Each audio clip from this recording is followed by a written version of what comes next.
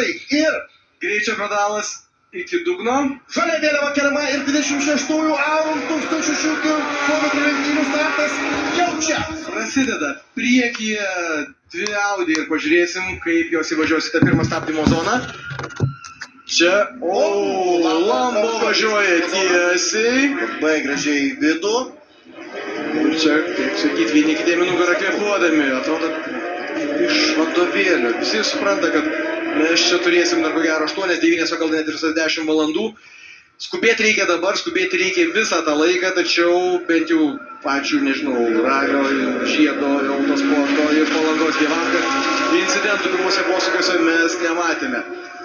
Bet kaip nepaleidžia Tomas Raudonis, aš negaliu patikėti, jis nuo pat treniruočių pradžios iš tikrųjų sportuoja ir treniruočių kvalifikacijos metu. Tomas Raudonis iššovęs tikrai neblogą laiką, gali pasidomėti su Karoliu Vovaiša, tą ir daro net nuo pirmųjų ratų, net nenori paleisti net per kėbulą. Ir beje, 53 numeris Biocircle HSG by Svak komanda